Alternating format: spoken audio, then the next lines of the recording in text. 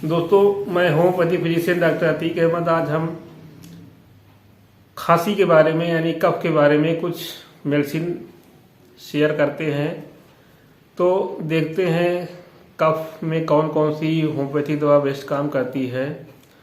तो कफ में जैसे एक ब्रानिया एल्बा होती है, ब्रानिया एल्बा ये कफ में भी अच्छा काम करती है। अच्छा, अब देखते हैं कफ में ब्रानिया एल्बा में क्या सिम्टम होते हैं। तो अगर खांसी सूखी आ रही है, पूरा ट्रैक जो है रेस्पिरेटरी ट्रैक सूख गया है और खांसी से काफ़ी पेशेंट परेशान हो जा रहा है और प्यास भी खूब लग रही है, पेशेंट को पानी पीने का मन करता है, यानी थर्स्ट ज़्यादा मिल रही है और सूखी खांसी आ रही है, बलगम नहीं निकल रहा है, तो यहाँ पे ब्रानिया एल्बा बहुत ही अच्छा काम करती है। इसमें दूसरी मेडिसिन होती है एंटिमटार्ट। एंटिमटार्ट में इसका पूरा नाम एंटिम टार्टेरिकम होता है। तो कभी कभी खांसी या जैसे क्या हुआ कि जुकाम हुआ, कोई भी बुखार हुआ, उसके साथ में खांसी है, तो अगर एलोपैथिक दवाएं ले ली गई और सीने में जो है बलगम कफ जमा हो गया यानी निकल नहीं पा रहा है, जाम हो गया, बिल्कुल से सीना जकड़ गया, सीना बिल्कुल से जाम हो गया है, खांसने पे सफोकेशन हो रहा है, दम घुट रहा है, सांस नहीं ले मिल रहा है, तो ऐसी कंडीशन में ये एंटिमटार दवा बहुत ही इफेक्टिव काम करती है। ये एंटिमटार्टेरिकम 200 पावर में दिन में 3 बार लिया जाए और लिक्विड में है तो 5-5 बूंद करके दिन में 3 बार लिया जाए, 4 बार भी लिया जा सकता है ज़रूरत के मुताबिक।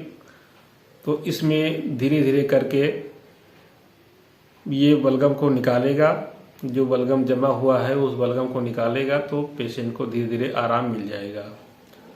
तो इस तरीके से एंटिमटार्टेरिकम में ये सिम्टम होता है, बहुत ही इफेक्टिव काम करती है। इसमें अगली मेडिसिन होती है बेलाडोना। बेलाडोना में भी सूखी खांसी होती है और खांसते खांसते बिल्कुल चेहरा लाल पड़ जाता है, बलगम नहीं निकल पा रहा है, तो यहाँ पे बेलाडोना भी बहुत ही इफेक्टिव काम करती है। और इस तरीके से ये 3 मेडिसिन बहुत ही अच्छा काम करती है। और साथ में अगर एक कफ सिरप ले लेते हैं, जैसे SBL का एक स्टोडल कफ सिरप है या वीजल मिक्सचर कफ सिरप है, तो ये दोनों में से कोई भी अगर साथ में 5-5 ml दिन में 3 बार लिया जाए तो कफ की प्रॉब्लम जल्दी से सॉल्व हो जाती है। अगर कफ जमा भी हुआ है चेस्ट में, निकल नहीं पा रहा है, उससे सांस फूल रहा है, सांस लेने में प्रॉब्लम हो रही है, तो ये दवा लेने से बलगम धीरे धीरे निकल जाता है और पेशेंट काफ़ी रिलैक्स महसूस होता है। तो दोस्तों, मेरा वीडियो पसंद आए तो लाइक करें, शेयर करें अपने दोस्तों में, अपने फैमिली मेम्बर में, जिससे सारे लोगों को इस वीडियो का फ़ायदा मिल सके।